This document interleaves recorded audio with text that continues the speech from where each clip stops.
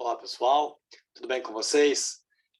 Eu atrasei um pouquinho, né? Tive aí uns imprevistos durante essa semana e não consegui gravar essa aula antes. Peço desculpas, hoje é domingo, eu estou aqui tentando colocar a vida em ordem, preparando a semana, e aí não podia deixar de gravar aqui o videozinho para vocês, tá certo? Espero que vocês já tenham feito a etapa 1, né? Nós estamos na correção da etapa 1, o Luiz ficou meio abandonado essa semana, porque eu estava em Campinas, né? Estava lá no velório do meu sogro, e aí não consegui essa semana dar a continuidade que eu queria nas correções. Mas o Luiz deve estar fazendo, dentro do possível, as correções com vocês, e eu, essa semana, volto para a escola e aí volto a fazer as correções. Então, aqueles que ele ainda não tiver conseguido alcançar, eu chego essa semana, certo? O que eu consegui perceber quando eu fiz ali a avaliação de quem entregou na data, quem não entregou na data, é que muitas pessoas, para entregar na data, entregaram qualquer coisa, né? Entregaram, assim, textos muito incompletos, textos bem superficiais, né? E não usaram as formatações que nós pedimos lá na oficina de trabalhos acadêmicos. Então, nós precisamos que vocês revejam essa postura, certo? E que a partir da etapa 2, quando forem fazer a etapa 2, e depois quando forem corrigir a etapa 1, procurem respeitar todas aquelas regras de formatação que vocês aprenderam na oficina de trabalhos acadêmicos com o Luiz. Então, é para fazer em letra 12, é para fazer com espaçamento e meio, é para fazer com o texto justificado. Se for fazer citação, tem que fazer a citação com a fonte.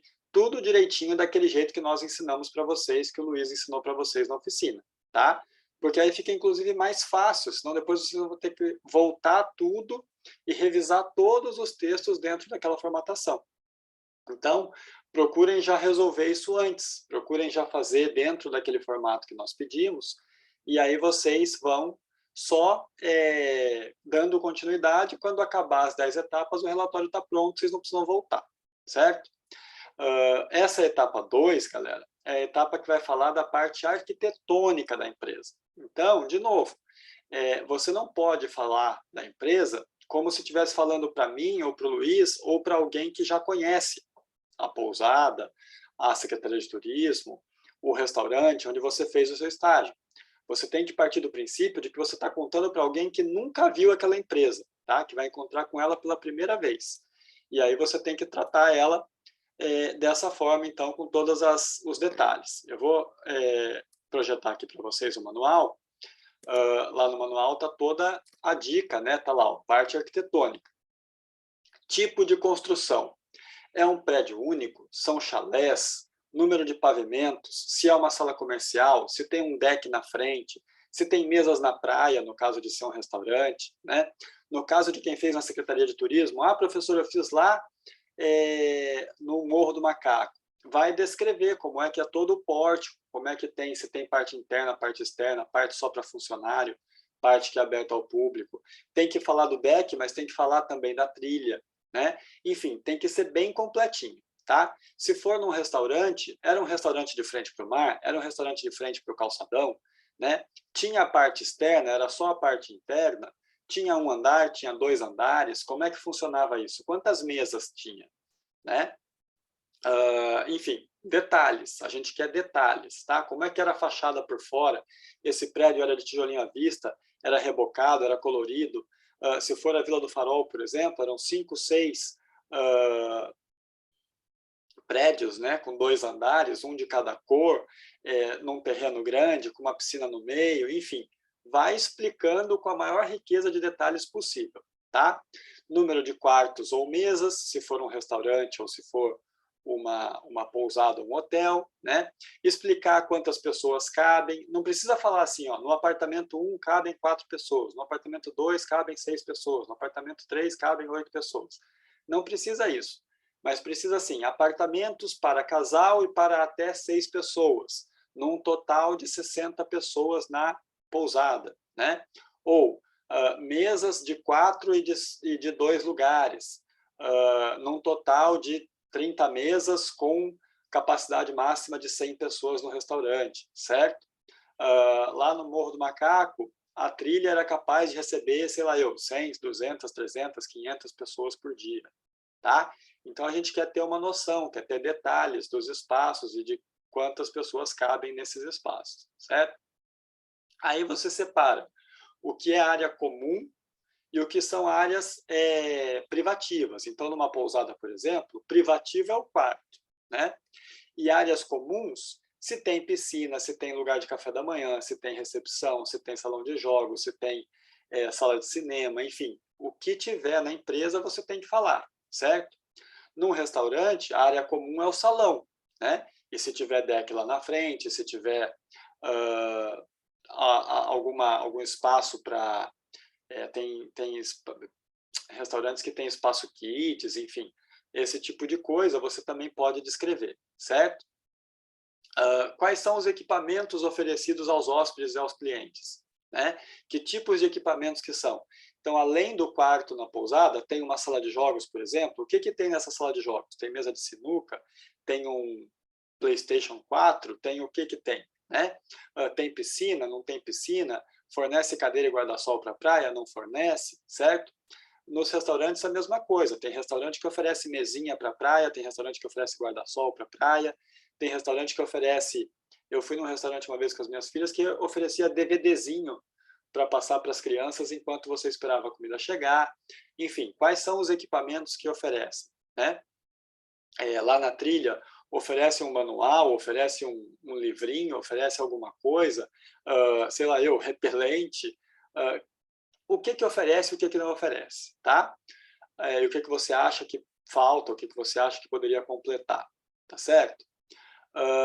Quais são, se tem bastante procura, quais são as regras para uso, se há necessidade de algum que não existe, se você percebeu, né, que faltava alguma coisa, às vezes até um estacionamento privativo, ou então, não sei, algum equipamento, alguma coisa que os hóspedes sempre pediam, alguma coisa que sempre reclamavam, né?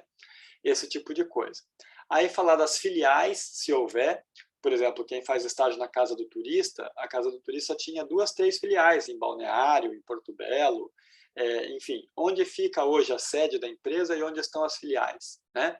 As secretarias de turismo, tanto de Porto Belo quanto a de Bombinhas, elas têm a sede e tem os postos de atendimento ao turista. Tem lá no Morro do Macaco, no caso de Porto Belo tem lá no Pier, né? Então tem a matriz, digamos assim, a sede da secretaria e as filiais. Quem fez na Secretaria de Cultura, a Secretaria de Cultura tem 3 sedes, né?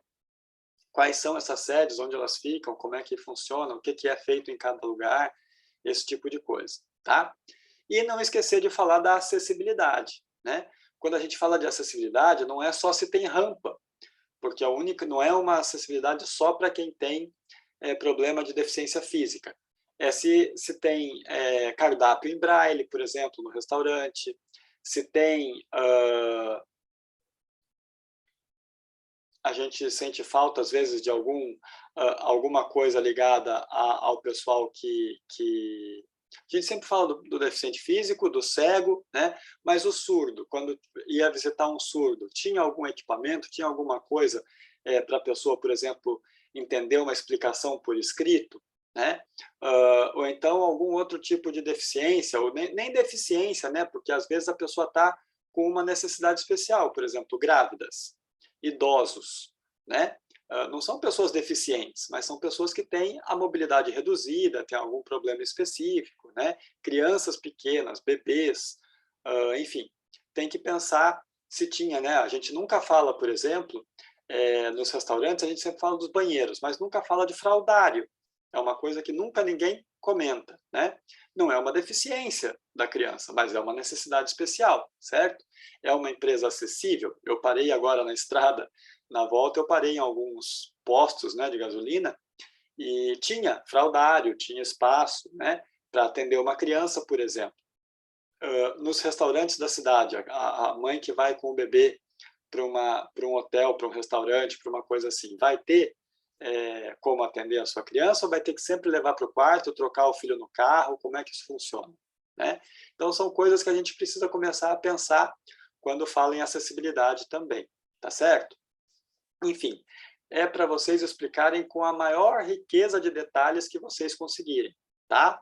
Se tinha janelas grandes, janelas pequenas, se era fácil acessar, se não era fácil acessar, se todo mundo podia entrar, se não podia, se tinha banheiro, se não tinha, enfim. Tem que falar da parte arquitetônica explicando como se a pessoa nunca tivesse visto a empresa na vida e como se você estivesse descrevendo para essa pessoa, tá certo? De novo, não precisa ser aquela ordem ali que está nos tópicos, pode ser a ordem que vocês quiserem, certo? Mas é bom que vocês organizem, façam um tópico de cada coisa. Se começar falando da fachada, faz um parágrafo falando só da fachada. Depois não vai lá no final voltar na fachada outra vez, né? Se está falando da parte interna, explica a parte interna. Se está falando dos quartos, fala só dos quartos. Porque tem gente que fala assim, os quartos cabiam de 2 a 6 pessoas e tinha piscina. Aí depois no parágrafo seguinte fala assim, as camas podiam ser separadas ou unidas, né? E as cadeiras e guarda-sóis estavam lá em volta da piscina. Fica indo e voltando no assunto, fica tudo misturado, fica muito difícil de entender. Então procura setorizar, procura falar, né, de cada assunto num parágrafo assim e vai explicando. Falou da fachada? Falou da fachada inteira. Depois vai para a parte interna, fala das áreas comuns, falou tudo, beleza. Depois vai para as áreas privativas e assim por diante. E no final faz um fechamento de como é que era essa arquitetura. Era uma arquitetura bonita, nova, bem mantida, era um prédio já meio decadente, precisando de reforma, enfim. Tem que dar uma noção para a gente entender como é que é a empresa sem que a gente tenha ido lá. Tá bom? Bom trabalho para vocês. Eu, essa semana, volto a estar na escola todos os períodos que eu fico sempre, né? Menos a quinta-feira. E, se Deus quiser, vai ser uma semana mais tranquila, uma semana mais normal. A gente vai se falando por lá. Tá bem? Um abraço para vocês e até a próxima etapa.